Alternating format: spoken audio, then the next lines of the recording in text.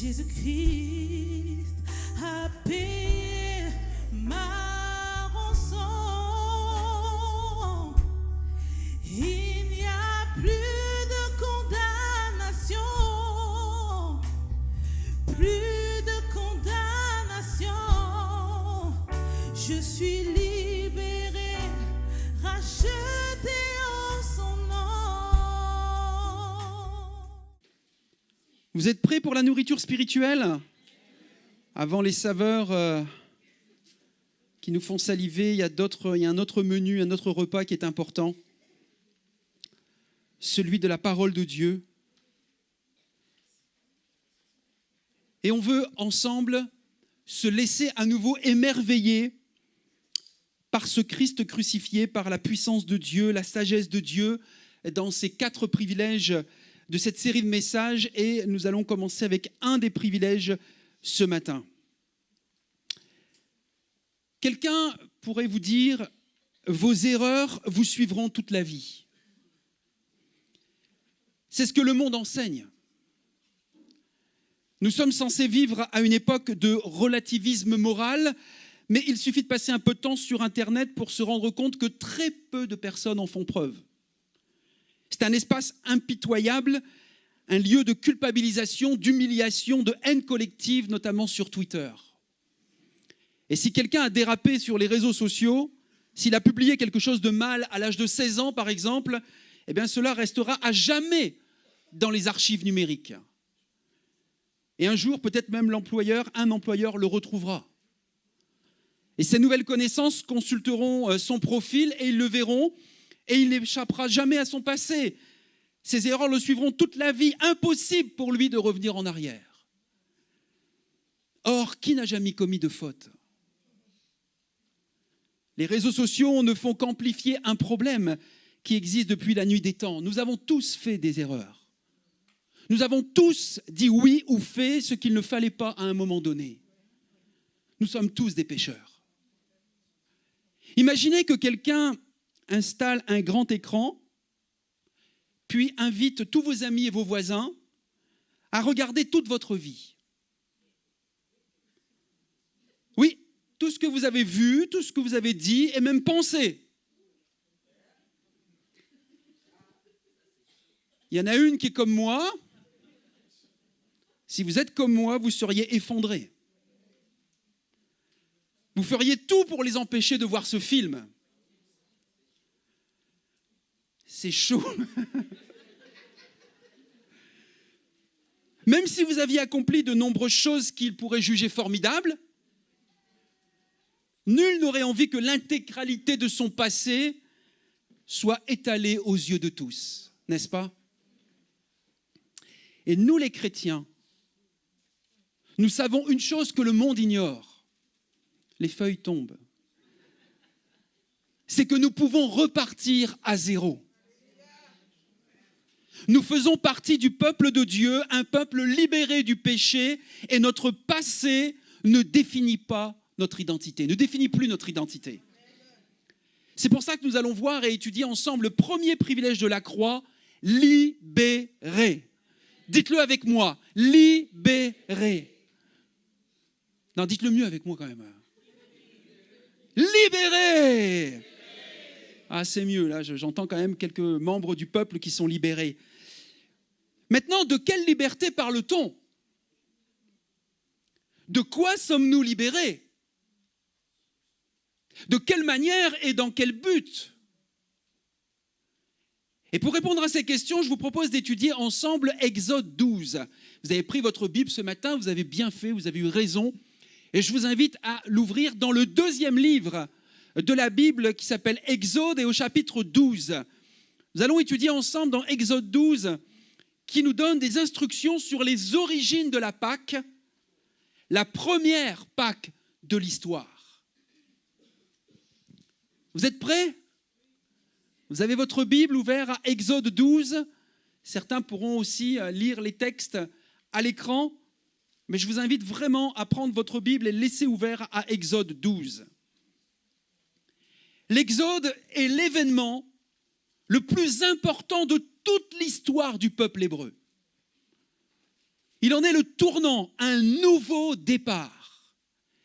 Et nous lisons ensemble dans Exode 12, verset 2, à partir du verset 2, nous lisons ceci. « Ce mois-ci sera pour vous le premier mois de l'année. Donnez à toute la communauté d'Israël les instructions suivantes. Le 10e jour de ce mois, que chaque maison ou chaque famille se procure un agneau. Si dans une maison, on est trop peu nombreux pour manger un agneau, qu'on s'associe à la famille voisine la plus proche, en tenant compte du nombre de personnes.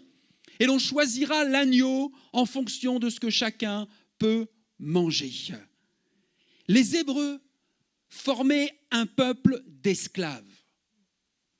Mais grâce à Dieu, une nouvelle ère s'ouvre à eux.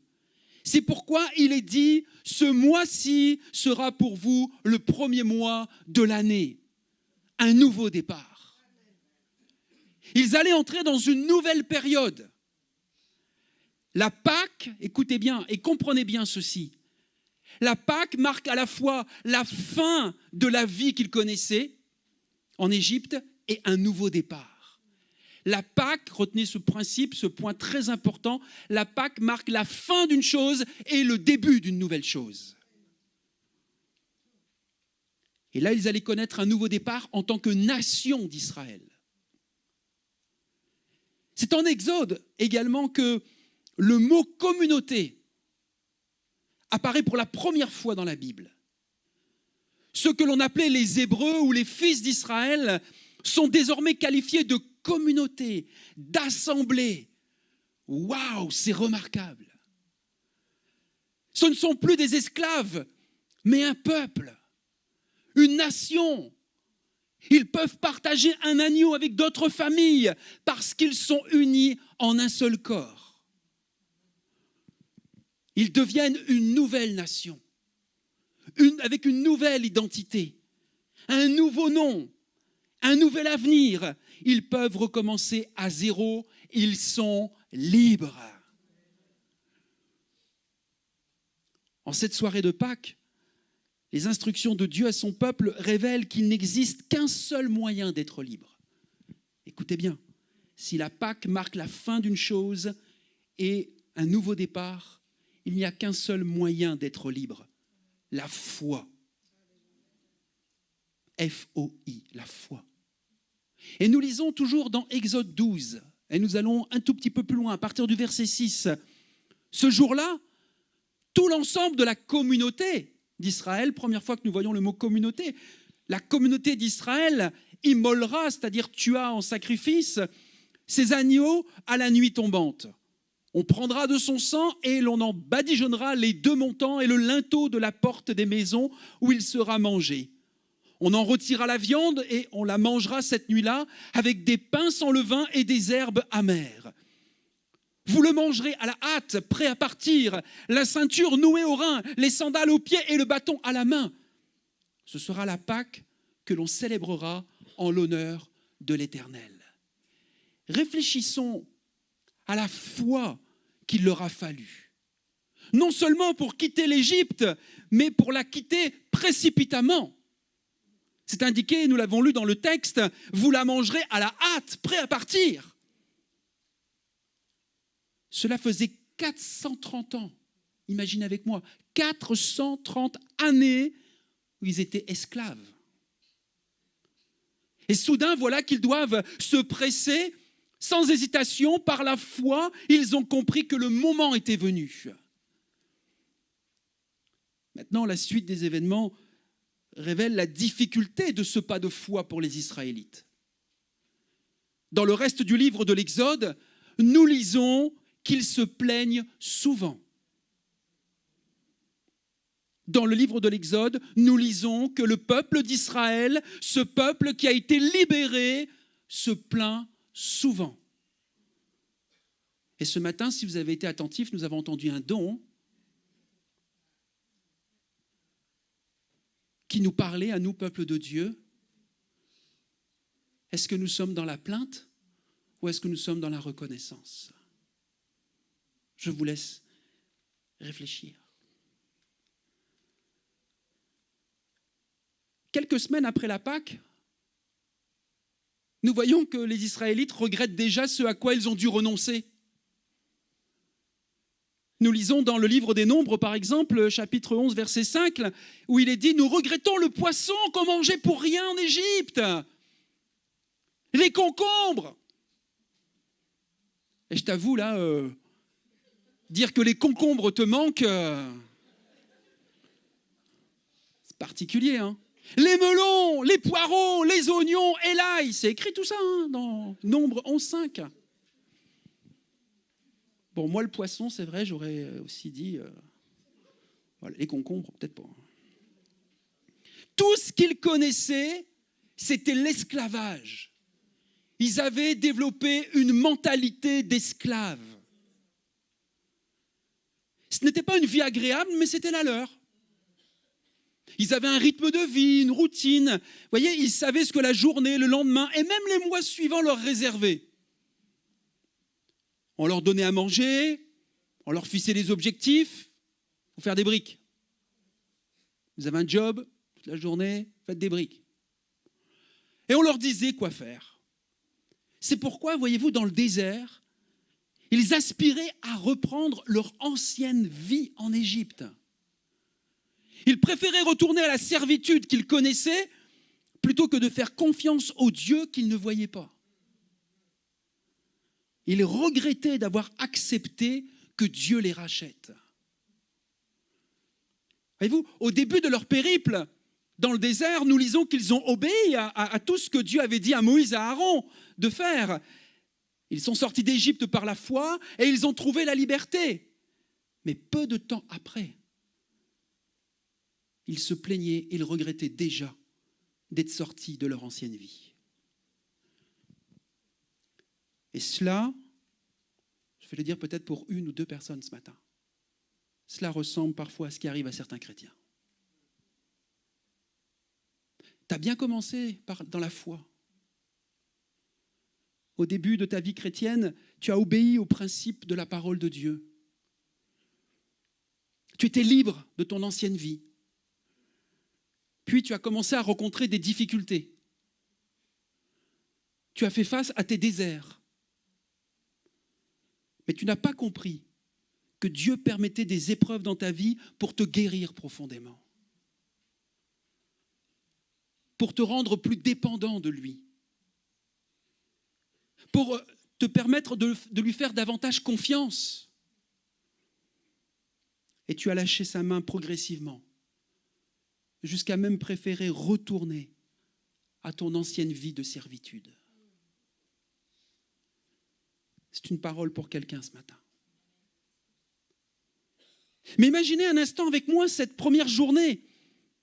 Les Israélites se réveillent en se disant « Ça y est, je peux faire ce que je veux. Je peux décider moi-même. Je n'ai plus à fabriquer de briques. » Ils allaient posséder leur propre territoire, avoir leur propre nation. Ils étaient libres. Mais nous devons bien comprendre que ce n'était pas la liberté au sens où notre société occidentale la conçoit aujourd'hui.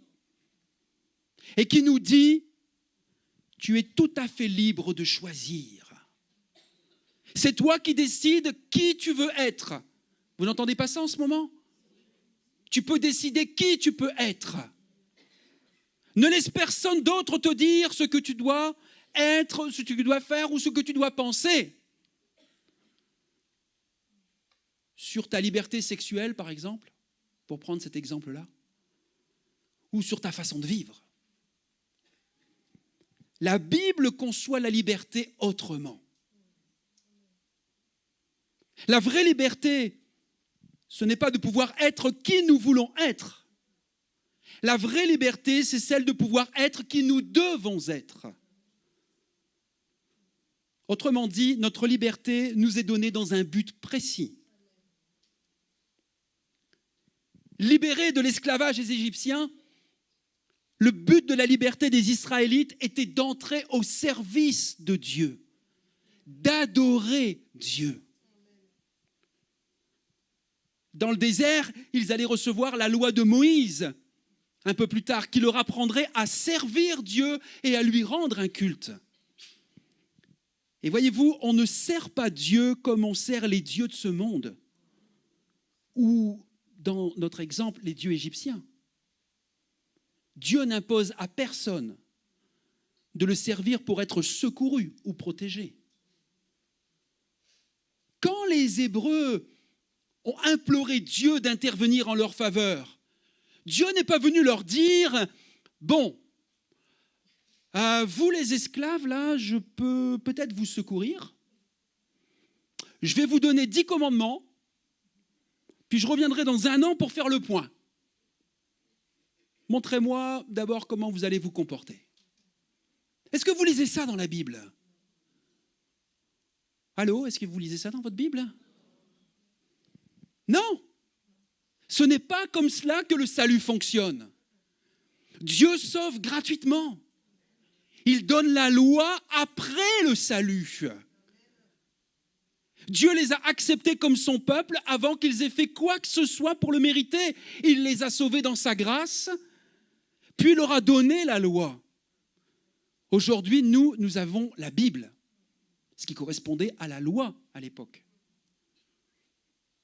La loi ne visait pas à les rendre captifs, mais à préserver leur liberté. La Bible que Dieu nous a donnée avec ses principes et ses préceptes n'est pas là pour nous rendre captifs, mais pour préserver notre liberté en Dieu. Imaginez avec moi que vous roulez sur une route de montagne bordée par un précipice. Et vous voyez une glissière entre le précipice et votre voiture. Est-ce que vous vous dites « Oh, je déteste ces protections, j'ai horreur qu'on me dicte ma conduite ». Ou plutôt « Oh, quelle bonne idée, heureusement que quelqu'un a pensé à mettre cette protection pour éviter de graves accidents ». Voyez-vous, ces glissières de sécurité sont destinées à garantir la protection des usagers de la route pour éviter les sorties de route et à aider à suivre la bonne direction. C'est la même chose pour la loi de Dieu. Elle est donnée au peuple, non pour le réduire à nouveau à l'esclavage, mais pour protéger sa liberté. Nous ne sommes pas vraiment libres quand nous cédons à toutes nos envies. Sinon, nous finirons comme les Israélites dans le désert par choisir la voie de l'esclavage. Nous finirons esclaves de l'opinion des autres. Nous serons les esclaves de nos propres aspirations. Nous laisserons nos erreurs passées nous dominer et déterminer notre avenir. La vraie liberté consiste à faire la volonté de Dieu à notre égard parce qu'il sait ce qui est bien pour nous.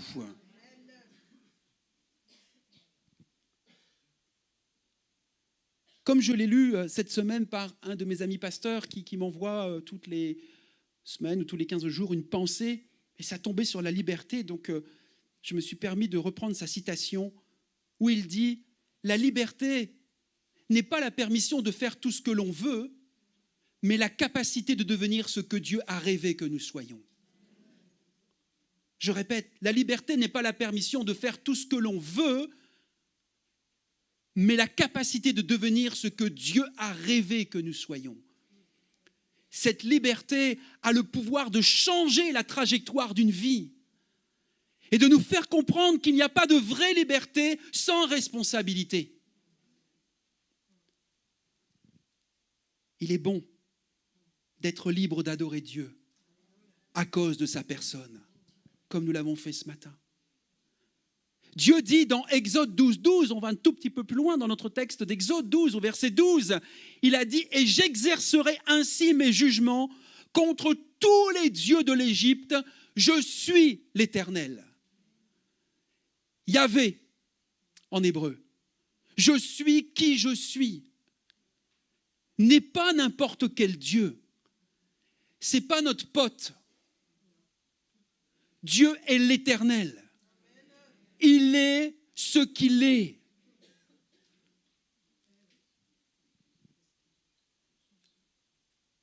Il a envoyé les 10 plaies pour vaincre les dieux d'Égypte et pour montrer à Israël et au monde entier que lui seul, l'Éternel, est Dieu. Par ses plaies, voyez-vous, Dieu disait que ces soi-disant dieux ou déesses n'étaient pas Dieu. Quand il a envoyé une plaie, c'était pour dire « ils ne sont pas Dieu ». Quand il a envoyé une autre plaie, c'était pour dire « ils ne sont pas Dieu ». Quand il a envoyé encore une autre plaie, c'était pour dire « ils ne sont pas Dieu ». Seul l'Éternel est digne d'adoration.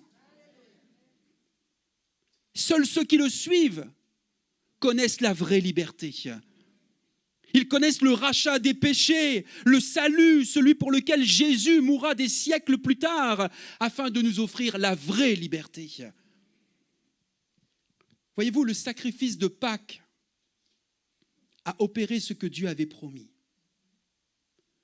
Il a poussé le Pharaon à libérer ses esclaves. Les Israélites sont partis dans le désert, prêts à rendre un culte à Dieu, au Dieu qui les avait sauvés. Les Israélites n'avaient cependant pas uniquement besoin d'être libérés d'un esclavage physique. D'ailleurs, pour nous non plus, la liberté dont nous avons besoin n'est pas de cette nature, ce n'est pas que d'un esclavage physique dont nous avons besoin d'être libérés. Parce que l'Épître aux Hébreux, chapitre 2, verset 15, je le lis pour vous, pour pas que vous perdiez Exode, nous dit que Jésus a accepté d'être crucifié pour délivrer tous ceux qui étaient réduits à l'esclavage leur vie durant par la peur de la mort. Les gens sont toujours esclaves aujourd'hui de la peur de la mort. Discutez-en avec vos amis, vos voisins, vos contemporains, jeunes ou moins jeunes, ce qu'ils pensent de la mort, ce qu'il y a après la mort. Et certains, voyez-vous, font de l'exercice, mangent sainement, prennent des comprimés et font tout leur possible pour continuer à vivre. Et je ne dis pas que c'est mal de faire attention et de prendre soin de son corps. Je pense que c'est une bonne chose. Mais certains vont encore plus loin dans leur philosophie parce qu'ils font tout cela même pour rajeunir. Mesdames, toutes ces crèmes dont on vous vante les mérites là, vous savez, celle où tu mets, là, tu vois une femme fripée, elle met la crème et hop. Je les ai essayées, ces crèmes-là aussi. Donc, je me suis dit, si ça marche pour une femme, ça peut peut-être marcher pour un homme. Vous savez que la cosmétique pour les hommes, ça se développe également. Hein, ouais, c'est un marché, c'est ça. Pharaon, business. Ta peau, on s'en fout en fait, hein, et ton rajeunissement. Mais... et je l'ai vu il n'y a pas longtemps, vous l'avez peut-être vu comme moi. Je ne sais pas si vous avez entendu parler de Brian Johnson. Yes. Brian Johnson, le millionnaire américain qui se prend pour Benjamin Button. Il y en a qui ont vu le film Benjamin Button? Très intéressant, particulier mais très intéressant. En fait, c'est ça, Benjamin Button, c'est la philosophie de celui qui peut rajeunir. Hein. Et à 45 ans, cet homme d'affaires américain a lancé en octobre 2021, donc il n'y a pas longtemps, hein, le projet Blueprint destiné à inverser le vieillissement de son corps. Inverser le vieillissement de son corps. Une lubie apparue juste après son énorme succès dans la Silicon Valley. Donc déjà, le gars, il a les moyens. Hein. Il y a 30 médecins qui sont autour de lui pour s'occuper de lui, vérifier, tout ça. Et tous les matins, Brian Johnson se lève à 5 heures du matin. Il effectue une séance de sport d'1 heure, composée de 25 exercices différents, 3 séances à haute intensité par semaine. Il boit ensuite son jus vert à la créatine, au flavanol de cacao et aux peptides de collagène. Et j'ai été voir, tout ça, ça existe sur Internet, hein, tu peux les commander. Hein. Son alimentation quotidienne se compose principalement de bouillies de légumes, quelques noix, graines et baies, pas de sucre, pas de sel, uniquement des produits véganes. Et grâce au projet Blueprint, Brian Johnson aurait déjà réussi à gagner 5 ans. Le pire, c'est que ça semble marcher son truc. Et lui, il dit, moi je dépense tous ces millions, je les dépense, je sais bien que tout le monde n'a pas les moyens de faire ça, mais je suis comme un test pour que tout le monde puisse avoir accès à ça. Non mais, Moi, je vais vous dire, il y a une vérité qui est inéluctable. 100% des humains décéderont.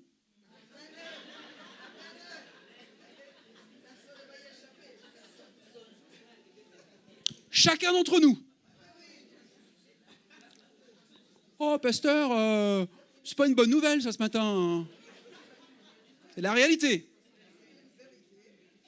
Si nous voulons trouver la vraie liberté, une liberté durable, une liberté à vie, nous devons résoudre le problème de la mort. Et on va voir que Dieu, c'est merveilleux quand on prend le temps d'étudier, de regarder la parole de Dieu. Dieu a pensé à tout ça. Dès les premiers livres de la Bible, dès Exode. Les Égyptiens étaient eux aussi esclaves de cette peur. Ils avaient une multitude de dieux pour les récoltes, la fertilité, la santé, et pour leur permettre de franchir en sécurité même les portes de la mort. Donc voyez-vous, quand l'Ecclésiaste dit qu'il n'y a rien de nouveau sous le soleil, il n'y a rien de nouveau sous le soleil. Les Égyptiens avaient aussi cette lubie à l'époque, comme Brian Johnson aujourd'hui. Et ils disposaient, les Égyptiens, de tout un panthéon pour les aider à affronter et se sentir préservés de la mort. Mais Dieu, l'Éternel Dieu, a vaincu toutes ces divinités. Et le dernier des fléaux, comprenez bien, les 10 plaies, et pourquoi on arrive à la 10e? Le dernier des fléaux, si vous vous souvenez bien, c'est le meurtre des premiers-nés. A montré aux Égyptiens que leur Dieu ne pouvait pas les libérer de la mort. Et poussés par la peur, qu'est-ce qu'ils ont fait? Ils ont fini par libérer les Israélites. Et il est dit en Exode 12, 33, nous allons tous mourir. La Pâque, la première Pâque juive, enseigne aussi une autre vérité. Il y a un Dieu qui peut libérer de la peur de la mort. Exode 12, 33, continue, on va un peu plus loin, 12, 23, pardon. Il est dit, l'Éternel parcourra l'Égypte pour la frapper. Quand il verra le sang sur les linteaux, c'est-à-dire sur les montants, et sur le haut de la porte et sur les côtés, sur le linteau en haut et sur les 2 montants de vos portes, il passera par-dessus la porte et ne permettra pas au destructeur de pénétrer dans votre maison pour porter ses coups. Les Israélites ont dû choisir un agneau le 10e jour du 1er mois, le tuer le soir du 14e jour, puis ils ont dû mettre le sang sur l'encadrement de la porte pour éviter l'ange de la mort. L'agneau sacrifié prenait la place du premier-né dans leur maison. Et en accomplissant ce sacrifice, ils ont pu être libérés du jugement de Dieu, de la mort. Pourquoi avaient-ils besoin d'être sauvés? Et parce que les Israélites étaient autant, même je dirais, des pécheurs que tous les Égyptiens. Les Israélites n'étaient pas meilleurs que les Égyptiens. C'étaient des pécheurs. Péché, mes amis, je sais que ce n'est pas un mot à la mode. On n'ose plus en parler, on n'ose plus le dire, mais il suffit simplement d'essayer de le comprendre. Péché, c'est se détourner de Dieu.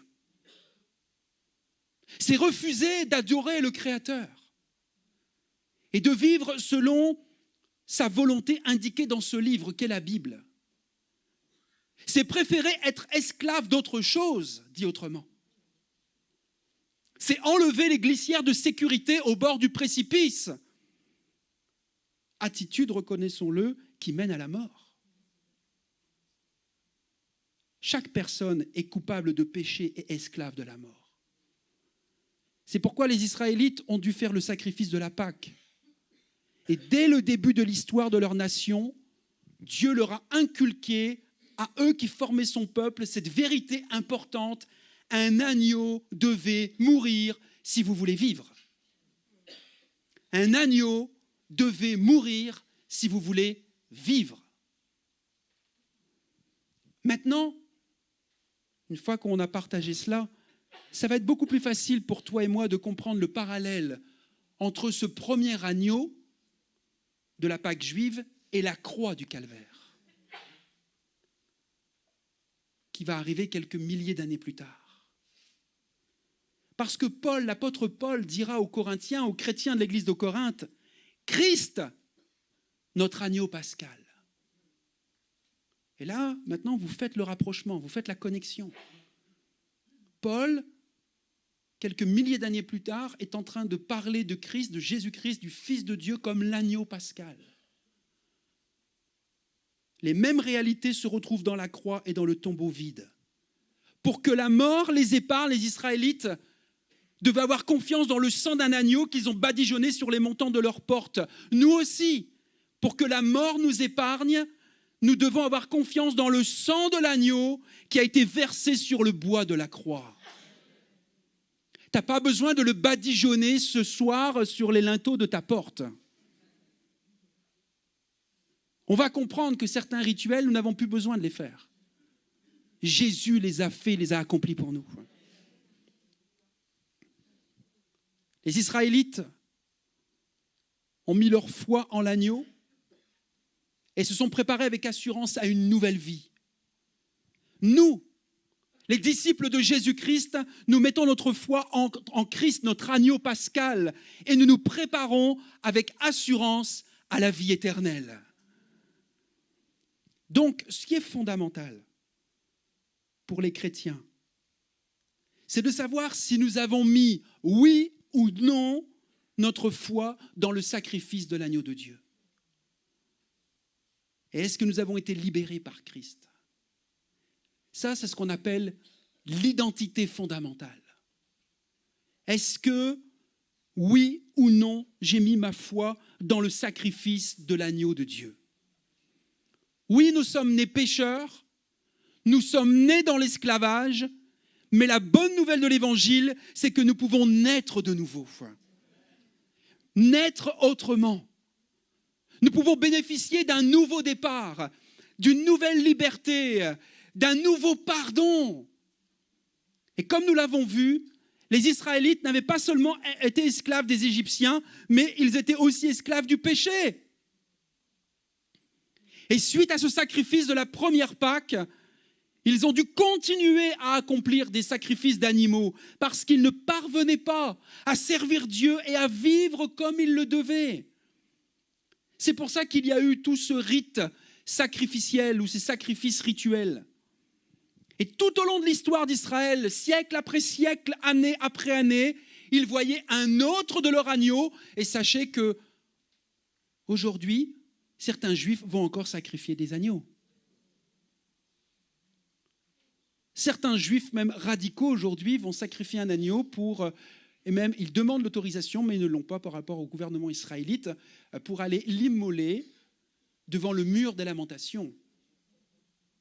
Parce qu'ils croient, parce qu'ils attendent encore le Messie. Et ils croient à la reconstruction du temple.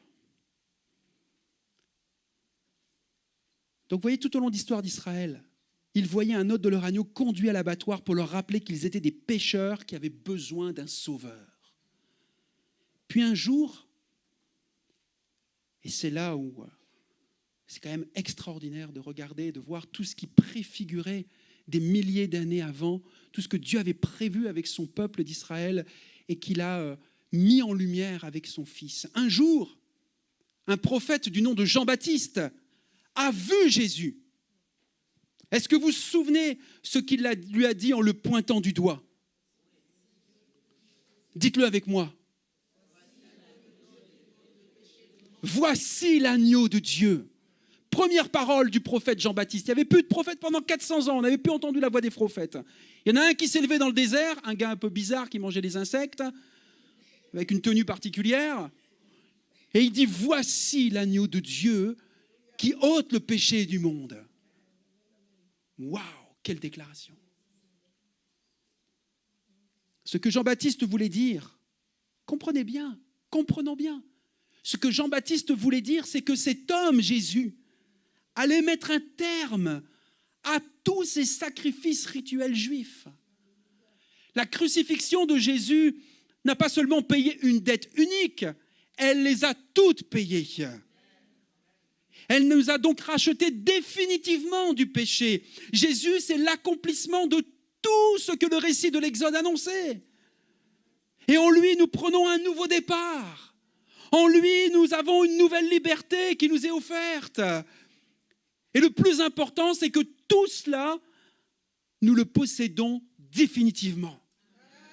Je peux dire aujourd'hui, avec certains d'entre vous, libérés pour toujours. Alléluia. Je suis libre pour toujours.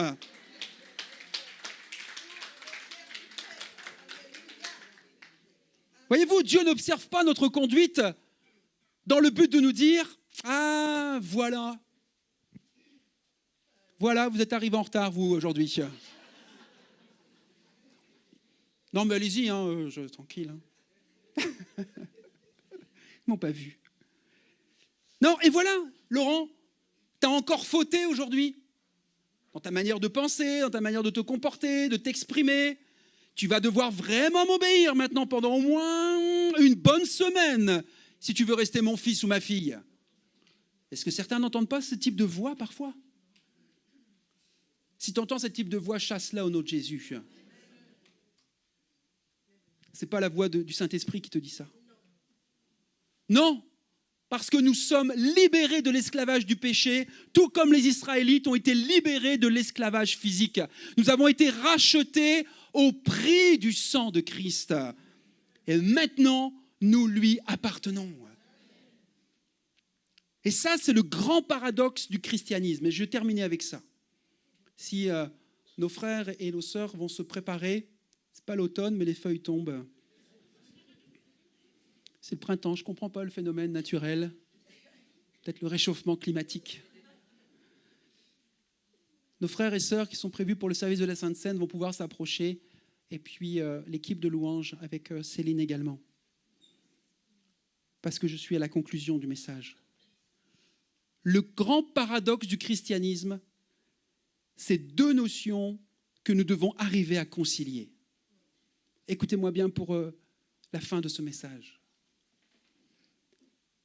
Nous n'avons plus de dettes à payer, mais nous appartenons à quelqu'un d'autre. Écoute-moi bien, mon frère, ma sœur, mon ami. Toi qui es ici et qui es aussi en cheminement de foi et qui est sur le point de te décider pour t'engager pour Jésus. Tu dois comprendre que tu n'as plus de dette à payer, mais tu ne t'appartiens pas. Tu appartiens à quelqu'un d'autre.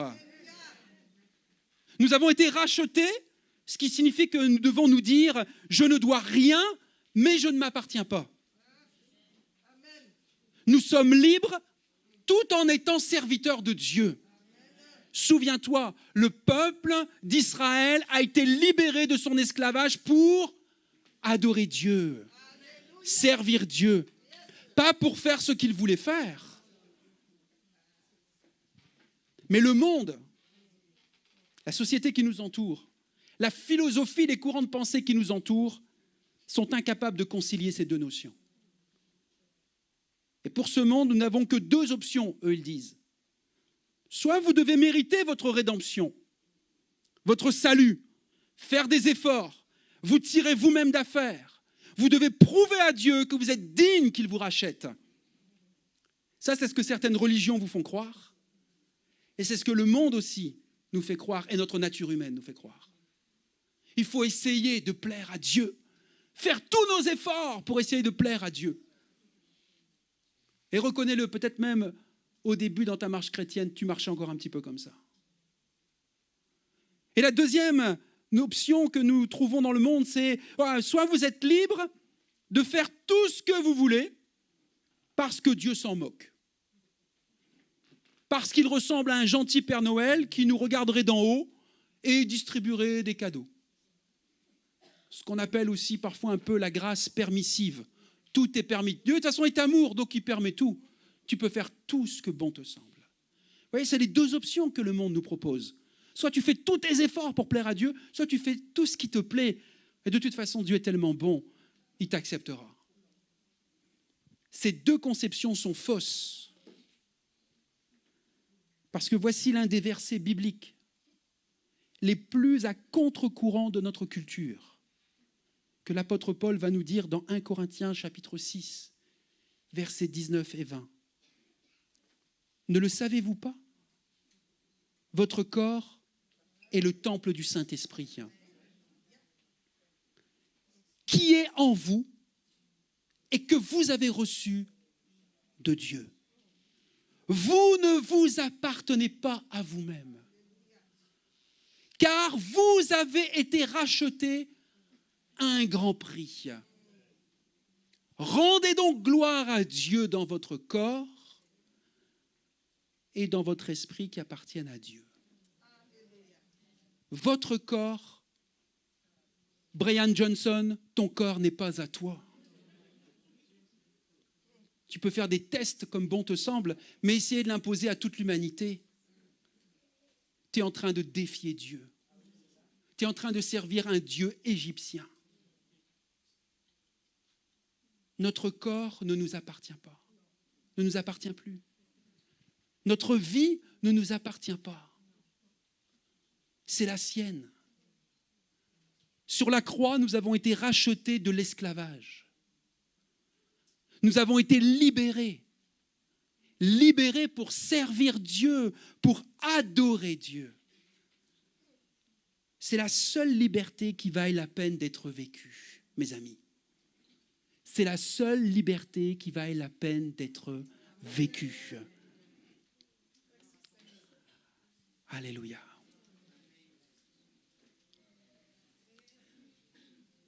Alors que nous allons partager le pain et le vin, alors que nous allons prendre la Sainte Seine dans quelques instants, j'aimerais laisser la liberté, justement, puisque c'est le thème de notre message, libérer, la liberté. Et que nous avons compris au travers de la vie du peuple d'Israël, de la première Pâque juive, la signification, pourquoi il y a eu cette première Pâque, pourquoi elle s'est perpétuée dans le temps et pourquoi Jésus a été appelé l'agneau pascal. Pour que tu sois libéré, mon ami, de l'esclavage, de la servitude du péché. Certains pour que tu sois libéré définitivement de la peur de la mort.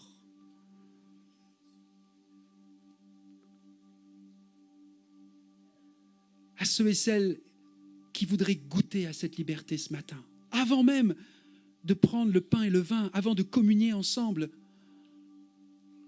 j'aimerais te laisser la possibilité de te lever à ta place. Non pas d'approcher ce matin sur le devant, mais de te lever spontanément à ta place. Comme un signe, comme une réponse à la voix de l'Esprit qui t'a parlé ce matin et qui t'a dit peut-être « Je suis ce chrétien qui a bien commencé dans la foi, qui a suivi les paroles de Dieu, qui a eu des épreuves, qui a fait face à des déserts et qui est retourné. Tu viens à l'église, mais tu es retourné dans ton cœur, dans tes pensées, dans ta manière de te comporter la semaine, tu es retourné à ton ancienne vie. Tu es retourné à cet esclavage des dieux égyptiens, à tes passions, à tes désirs, à ton ancienne vie. Ce matin, la bonne nouvelle pour toi, c'est que Dieu a encore la capacité de te libérer. Lève-toi à ta place, en signe d'obéissance, de dire « Je veux être libre. Je veux marcher en femme, en homme libre, en jeune homme, en jeune fille libre de l'esclavage du péché, libre de mon passé, libre de la peur de la mort. Je veux vivre cette nouvelle liberté en Jésus-Christ. » Alléluia.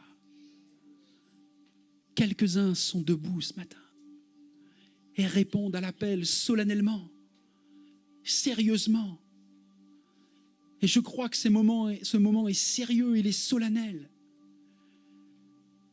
Et alors que nous allons chanter, avant de distribuer le pain et le vin, ceux et celles qui veulent se lever pour vivre cette liberté parce que tu sens bien que tu n'es pas vraiment libre. Tu sens bien que tu ne vis pas cette liberté totale à laquelle Dieu t'appelle et te promet. La vie chrétienne, la marche chrétienne, c'est une vie de liberté, mais pas pour faire ce que l'on veut, pas pour dire ce que l'on veut, mais pour vivre en obéissance à la parole de Dieu, pour adorer Dieu en esprit et en vérité.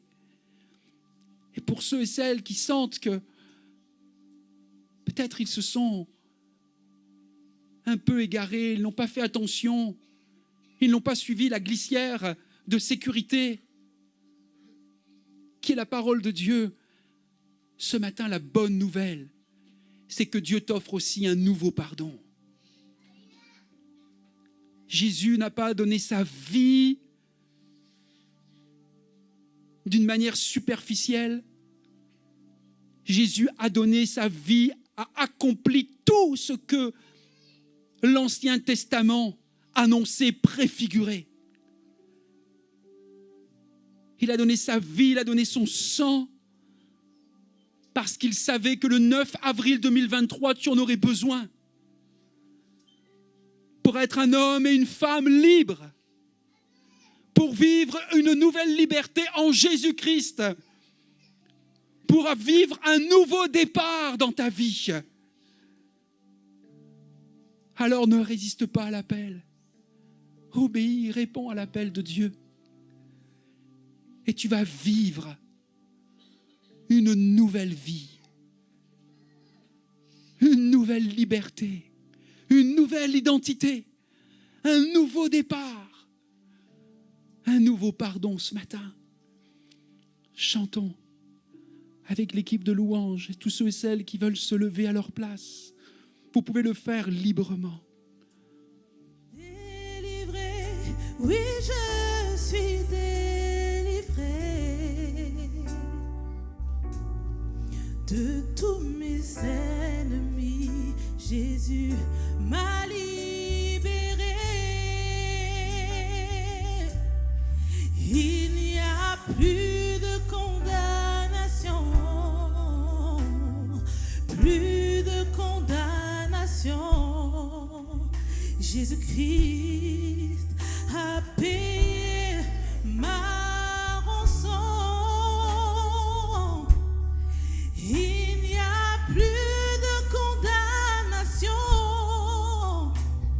plus de condamnation. Je suis libéré, racheté en son nom.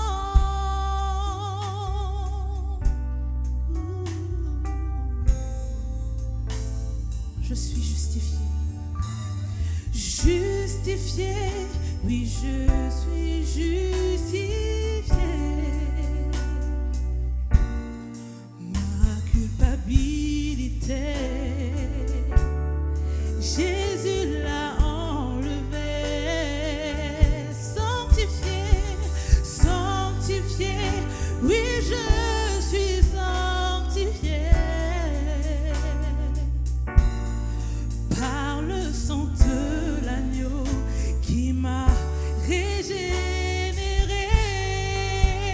Il n'y a plus de condamnation, plus de Dimanche de Pâques à chacun. Merci à l'équipe de louanges, c'était extraordinaire. Merci à l'équipe d'écho. Merci à la sono, à la vidéo, aux enfants. Merci.